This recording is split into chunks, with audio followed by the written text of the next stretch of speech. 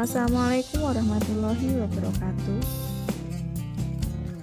Sebuah cita-cita adalah satu impian atau harapan seseorang yang menentukan mau jadi apa kita di masa depan. Menjadi guru, dokter, polisi, TNI Polri, dan banyak profesi lain yang bisa diwujudkan dengan usaha keras serta keyakinan diri yang tinggi.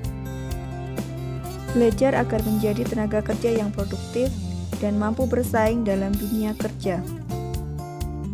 Kalian tentu sering mendengar istilah tenaga kerja, bukan? Yuk kita ulas mulai dari pengertian, jenis-jenis tenaga kerja, serta masalah ketenaga kerjaan. Pengertian ketenaga kerjaan. Menurut Undang-Undang Nomor 13 Tahun 2003 adalah segala hal yang berhubungan dengan tenaga kerja pada waktu sebelum, selama, dan sesudah masa kerja.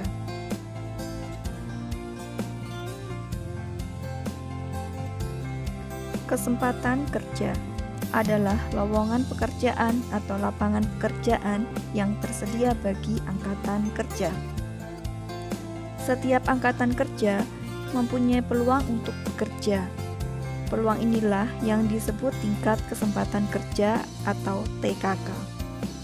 Rumus TKK yaitu TKK sama dengan orang yang bekerja dibagi angkatan kerja dikali 100%. Tingkat kesempatan kerja adalah persentase peluang penduduk usia kerja yang termasuk angkatan kerja untuk bekerja.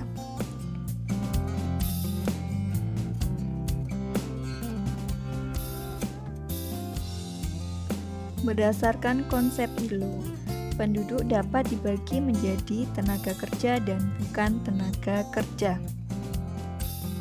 Tenaga kerja yaitu orang yang mampu menghasilkan barang dan jasa, baik untuk memenuhi kebutuhan sendiri maupun untuk masyarakat. Ini pengertian menurut Undang-Undang Nomor 13 Tahun 2003. Sedangkan menurut BPS, tenaga kerja adalah penduduk yang berada dalam usia kerja, yaitu berumur antara 15 sampai 64 tahun. Berdasarkan pengertian tersebut, dapat disimpulkan bahwa tenaga kerja adalah penduduk usia produktif yang mampu menghasilkan barang dan jasa untuk kepentingan masyarakat. Angkatan kerja yaitu penduduk usia kerja 15 sampai 64 tahun, baik yang telah mempunyai pekerjaan ataupun yang masih mencari pekerjaan.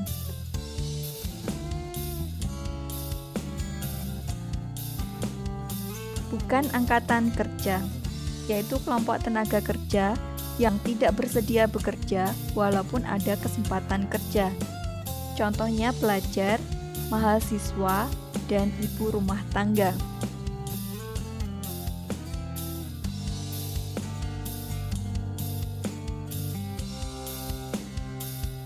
Pekerja yaitu kelompok angkatan kerja yang sudah mendapat pekerjaan.